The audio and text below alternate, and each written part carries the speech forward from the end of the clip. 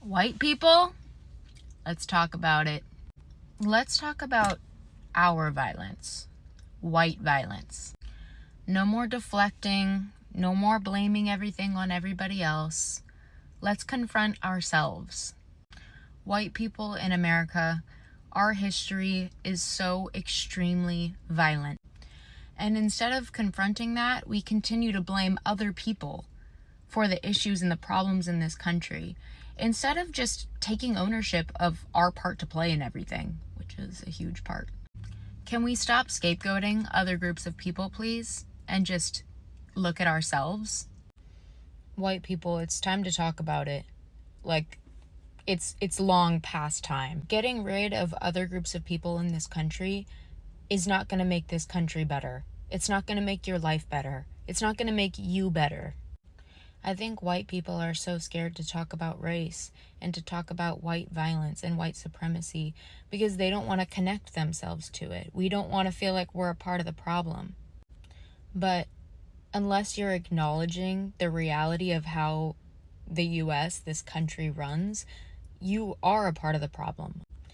I truly believe in my heart, in my soul, that if you're born a white person in this country or on this planet, but I'll just speak about this country, part of that journey is to dismantle systems that have been built to oppress other people. The hard work of life is to confront yourself. How do I benefit from the way that things are? And how does my benefiting from those things harm other people? And instead of walking around with, 1,000-pound bag of shame on your back, consider it your responsibility to do that work. Consider it an opportunity that you are in the best possible position to make this world a better place by not accepting racist and prejudiced and oppressive systems for what they are and trying to contribute to changing them. Use the privilege that you have for good. I don't think that anybody can ever really love themselves without being honest about themselves, without being honest with themselves. And that work is painful and hard, but it's so worth it. White people, you don't have to consciously think that you're better than other people in order to contribute to harm against them.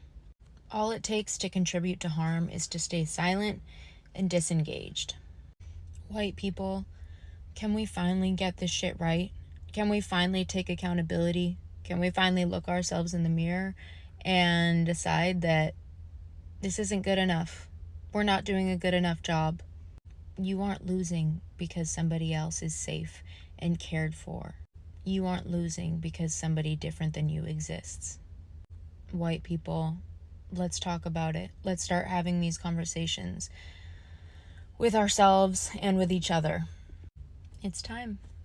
Hello guys, welcome once again to the channel. I hope wherever you're watching, you're having a great time. Now, many a times you will always realize the fact that white people are satisfied by the level of inequality that exists in America. In fact, some of them view this as a form of entitlement or a way through which they have a leverage over their colored counterparts.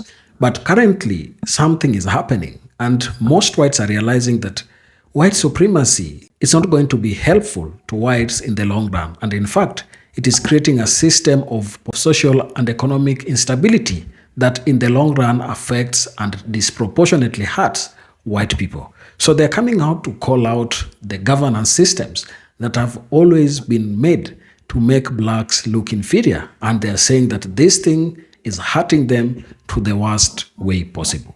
In today's video, I have come across many of them speaking and calling out their policies, calling out their governments for racist tendencies. And that really warmed my heart because we need a system where everybody can be judged by what he's bringing to the table, the content of his brain, not the color of his skin. As Martin Luther King Jr. said in his speech, I Have a Dream. I came across some of these clips and I've compiled them for you here, so I want us to watch them, come back, and share our thoughts in the end. I do not give a fuck if white people go extinct. And the reason why is because I'm not a white supremacist. I don't think that white skin is inherently better because I'm not a fucking idiot. I get so many messages like this, like, oh my god, like, you don't care about the white man, like, white men are so oppressed, and you don't care if we go extinct. I don't care. I don't care. I have dated people of all races. That has never been a factor for me. What is a factor is the person's vibe and personality. Most of the white men that I've encountered have been incredibly repulsive, racist, or disgusting, especially in small towns. It's not important to me to marry a white man to pass on my white genes. If I choose to have children and I have children with somebody with brown or black skin, the kid will still look like me. They will all share all of my same features. So honestly, I would probably be more upset about coffee going extinct than white people. I don't give a fuck. And it's not that I don't like the color of my skin. I love the way I look. I think I'm really cutie and just, I love my life. But I don't take pride in being white. There is a difference between self-love and white supremacy. I'm not a white supremacist, period. You know, it's great to see all these white women especially, and white folks in general, more and more just coming out, you know, against white supremacy culture, against racism, you know, talking about change and the things that need to occur. And one of the things I want to be cautious of as we move forward in this idea of change is, what are we changing? Because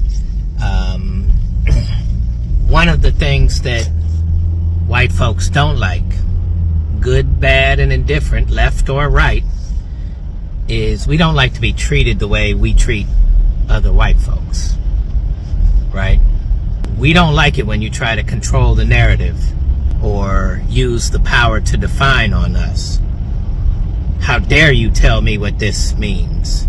Yet we do it all the time. That's how we've coerced and manipulated a lot of these changes, even in the civil rights movement. Freedom became decided by us as an assimilation into our culture instead of freedom to be your own culture. So we don't like when our freedoms are restrained. We don't like when somebody defines for us what we believe in and if we're a good person or not. We can't be the ones leading the way in this until we learn another cultural approach. And that's difficult, right? Claire says everything is white supremacy to you. White women cannot handle this reality. Yes, it is.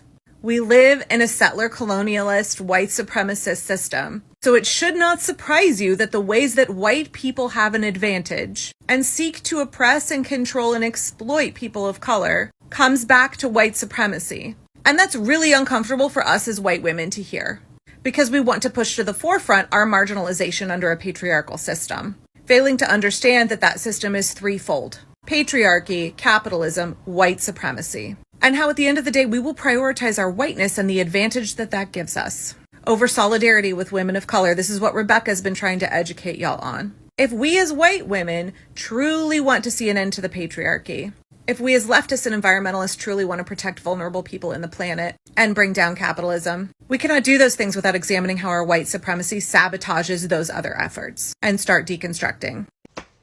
Okay, white people, let's talk about it again. Let's keep talking about white supremacy and accountability.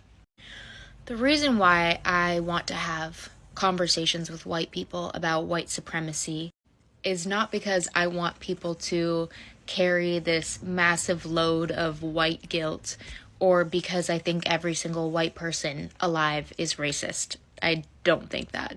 I want to have these conversations because if nothing changes, nothing changes. And I truly believe that it's our responsibility as white people who hold the privilege to dismantle the systems that we benefit from that harm others. So I made a video the other day talking about taking accountability as white people for our own history of violence and confronting ourselves and confronting the systems that we built that exist in this country today that have vastly different health outcomes and behavioral outcomes for different people. And pretty predictably, a lot of the responses that I got from white people were avoidant, dismissive, in denial and pretty much unwilling to confront the reality of how our country operates and how that impacts people who are not white, straight people. I had a lot of people saying, well, I didn't build it and I treat everybody the way that I would want to be treated, so it's not on me. And why do all of us white people have to be ashamed of being white? And color doesn't matter. And you are furthering a divide between races or just between different demographics of people that shouldn't exist by talking about this. And something that I learned actually from volunteering in prisons with incarcerated men and women is the concept of radical accountability. So accountability, I think is pretty obvious. Most people think accountability is taking responsibility for your own actions and how they impact other people, and acknowledging any wrongdoing that you've done and committing not to repeat those actions. But what I have observed and learned from the incarcerated men that I've volunteered with that are very, very committed to their paths of bettering themselves and contributing positively to the world is that radical accountability goes beyond just the individual and their own actions.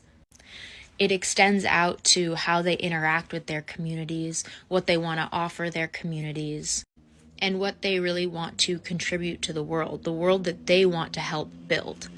So the response that I heard about, well, it isn't me, when you shift your perspective, radical accountability is about looking at your surroundings, looking at your environment, looking at the community around you, and considering it partially your responsibility to uplift that community. Do I think one person can change the entire world completely on their own?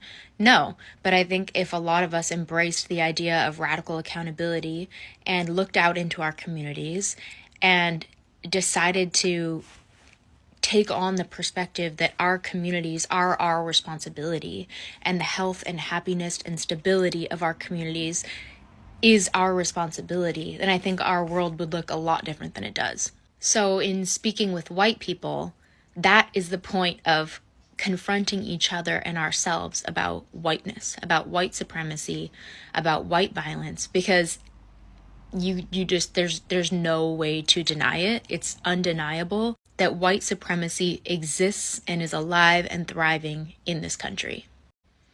Trey Reed was found hanging from a tree, and his case was immediately dismissed as suicide.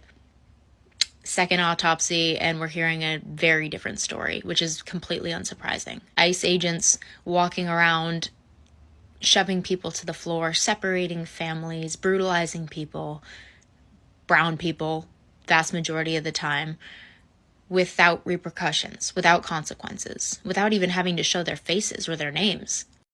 So, white people, when we think about the culture of white supremacy, white violence, and the history of that and how it persists today, culturally, the fact that you just exist as a white person means that you are contributing to the culture of whiteness somehow. Just like every single person on planet Earth contributes to the culture that exists in their communities. Your existence contributes to some sort of dynamics that exist in this world. You could be contributing aggressive, intense racism, using slurs, degrading people, making people's lives hard, demonizing people. You could be contributing to that culture by engaging in it. You could be fighting hard with your activism against that culture and trying to use your voice for good, trying to donate your money, your time, your energy, picking up books and reading, listening to conversations with people that don't look like you, did not grow up like you, and have insight that is really important for you to learn. Or you could be in denial and just ignoring everything. You could be afraid and avoidant. You could live your life without going anywhere near this subject matter because that's more comfortable and that's easier. but that also is contributing to a culture and a dynamic. So no matter what you're choosing to do, no matter how you exist, you are contributing to the dynamics that exist in the world in one way or the other. And the question is, how do you want to contribute? Who do you want to be? Racism and bigotry isn't just about using slurs or dehumanizing people to their face. It's about the systems that exist in this country that make some people's lives better and that benefit some people, but harm others. So white people, it's important for us to talk about white supremacy and to educate ourselves about how the systems in our country operate and the outcomes that people face as a direct result of how these systems operate. Nothing changes if nothing changes, and I hope lots of people are having these conversations.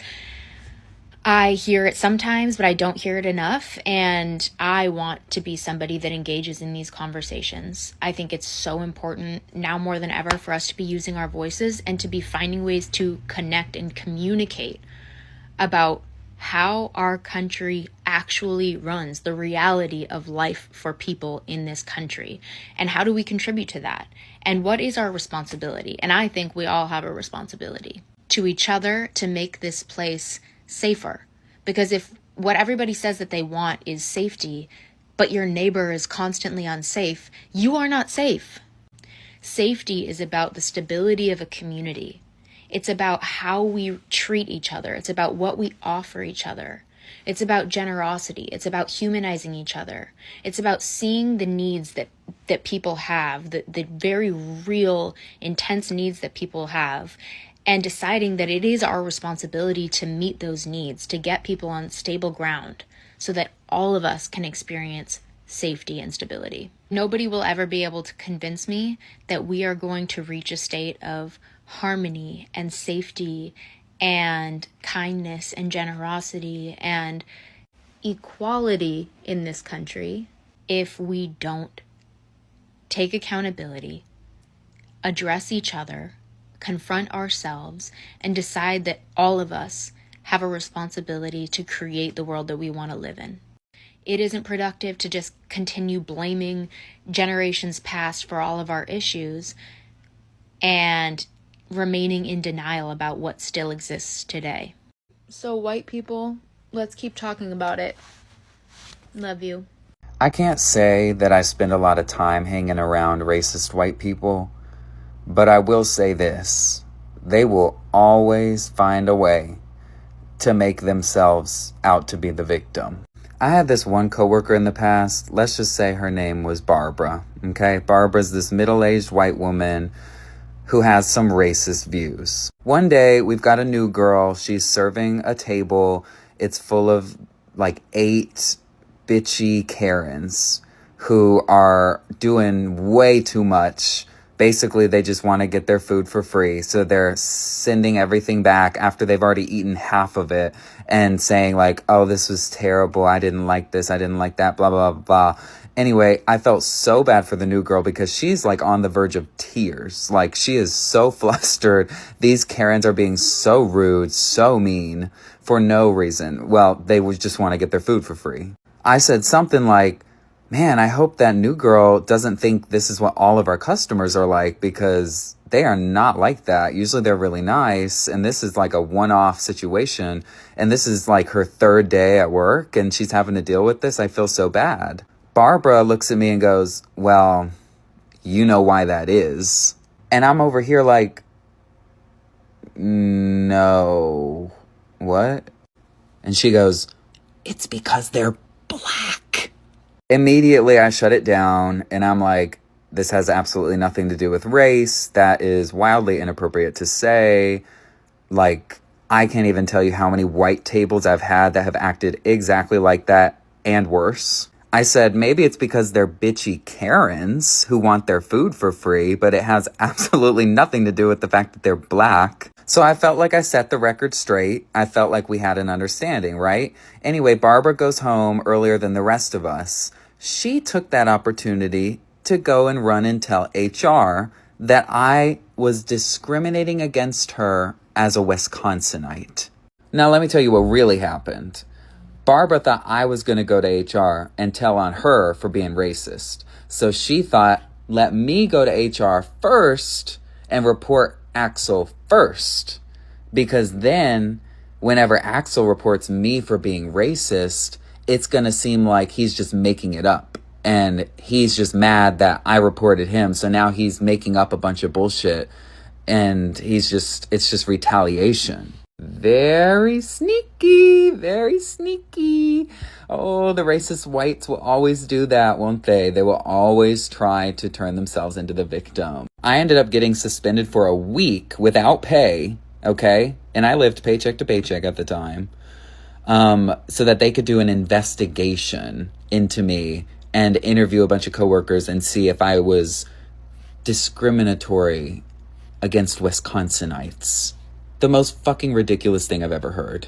All because Miss Barbara couldn't take accountability when she was caught in the act being racist. Don't worry, I ended up getting her back. She ended up quitting because she was like super embarrassed by the end of all of this. So anyway, we got her back. I'm not going to go into all of that, but we got her back and she learned her lesson, okay? I ended up really like laying into her. But anyway, just to my point, I was thinking about that today, and I was like, man, the lengths that these racist white people will go to rationalize and excuse their racism, to justify their racism, and to avoid taking accountability whenever they get caught in the act. Hey, white people, we need to have a talk. And this isn't all white people. This is the white people who are giving me a hard time today. So here's what y'all either don't know or forget. I've been watching, observing, with eyes wide open, other white people for 51 years. For 34 of those 51 years, I have loved a black man. When that happened, my eyes became even more wide because I realized, even though I had seen it before, but I realized in real time how racist, how biased, how prejudiced most white people are. I'd walk into new spaces and people wouldn't know that they needed to censor themselves yet. So they would just let it fly and they would speak freely and I would be offended. And at the time, when I was young, I didn't know what to do with that. I'd get upset and I'd cry. I'd remove myself from the situation, but I didn't know how to stand up for the situation. And mostly that was because the people that were saying these horrific things were people I thought I liked and trusted. And then I realized I can't like and trust you anymore. So it was hugely disappointing. As I learned and grew, I understood that I have a voice and I can speak up. And you see me on here all the time talking about all kinds of anti-racism work that I do. So, you know, I learned how to deal with that and how to open my mouth and say something. You might remember that at my last job, I was there for over 20 years. So the first few years, I heard some derogatory things, and then people learned who I was and said, ooh, we can't say those things in front of Tracy. So I foolishly thought that maybe the world was changing because people didn't say that stuff around me anymore. I mean, I know realistically, when I think about it, I knew they were censoring themselves, but I guess I just enjoyed being in those spaces where people either truly didn't have terrible views and racial biases, or they knew enough not to say it in front of me. But then fast forward and I start a new job where, you know, I was last year at a new school and it starts all over again. And this time though, because I have my voice, I can say something and I can help educate and I can say, hey, I know, you know, you may not have had bad intent with that comment, but let me tell you what you just said. So I appreciate y'all telling me that ghetto is a fine word and that there's nothing wrong with saying it, and then you're calling me the racist for thinking there's something wrong with it. But I live and breathe in this world that we're in, and it's a derogatory term. So let me tell you that I don't want to hear it. So if you're on me, please don't use it, particularly as an adjective to call somebody or something ghetto. Although, why would you want to describe the place where you live? And that I have all these people, I'm white and I grew up in the ghetto. Okay, like, do you want like a sticker or like a sash or something? I don't really know what your point is. They're saying that minorities will want to get even with white people once white people become a racial minority here in the United States. Here's the thing that white people don't understand. All non-white people want is to be left alone. So as the white population starts to go down and other populations start to rise, again, non-white communities want to be left alone. It's not about retribution. It's not about vengeance. All of that would have happened a long time ago. It's about leave me alone and let me live my life. But white people have this great fear of what not being in power will mean for them. And who are they? Who am I as a white person if I am not in power, if I am not the oppressor, if I am not the one making all of the rules, and having everyone do things my way? That's the fear. Christian nationalism is just white supremacy cosplaying as a Bible study. And I talk about Christian nationalism a lot and how I think it's the biggest threat to our democracy right now. And I want everybody to know that Christian nationalists do not care about your freedoms and they do not care about human rights. And if you knew about the history of white evangelical Christian nationalists, you would understand why that's the case. I don't think a lot of people realize that the reason a lot of private Christian schools started popping up is because of the desegregation of public schools. They didn't like that so much that they decided to build up their own private Christian schools and not accept Black students in the name of religious freedom. The founder of Liberty University actually made a school like this, Jerry Falwell Jr., and he would preach sermons about how God wants segregation. Bob Jones University also did this. They banned Black students, and then after they started allowing Black students, they banned interracial relationships and dating. And the only reason they went back on that is because the IRS was saying they could no longer be tax exempt if they were going to continue to discriminate. So they didn't go back on this because they changed their mind. It was only because they were no longer tax exempt. And I want it to really sink in that these schools started not because they wanted to teach these kids about the love of Jesus, but because they didn't want a Black child sitting next to their white kid. The more history you learn about white evangelicalism, Christian nationalism, the more you realize how serious of a threat it is to our freedoms and human rights. Wow, what a great engagement in the clips that we've just watched. I think it must be appreciated that for the whites who are coming out to call out their government or even to call out years of policies that have disenfranchised Black people, they are doing the right thing, because you can't tell me that white supremacy is going to be helpful to whites in the long run, because when a system is created to disenfranchise a group of people, these people who are disenfranchised will, in one way or the other, find a way of retaliating, or the instability or the economic disparity that is created can lead to crime. And when crime is up, people will be affected, and not only Black people, but even whites. So I think I tend to agree with those who come out and call out their American racist policies. Some white people are beginning to realize that white supremacy doesn't just harm people of color. It also damages society as a whole, including themselves. They are seeing that systems built on racial inequality create widespread social and economic instability that affects everyone, not just minorities. When resources, opportunities, and justice are distributed unfairly, entire communities suffer from mistrust, divisions, and lost potential. They are recognizing that white supremacy protects the power of a few elites, not ordinary white people. Many working and middle-class whites now see that racist policies often distract them from the real sources of their struggles, like corporate greed, wage stagnation, and political corruption. By blaming racial minorities, white supremacy divides people who might otherwise unite to fight for fair pay, healthcare, and education. More white Americans are also witnessing how racism undermines democracy itself. When racist officials suppress votes, manipulate laws, or use hate to justify authoritarian behavior, it weakens democratic institutions that protect everyone's rights. The erosion of trust in justice systems, schools, and the media affect all races, leaving society more vulnerable to corruption and inequality.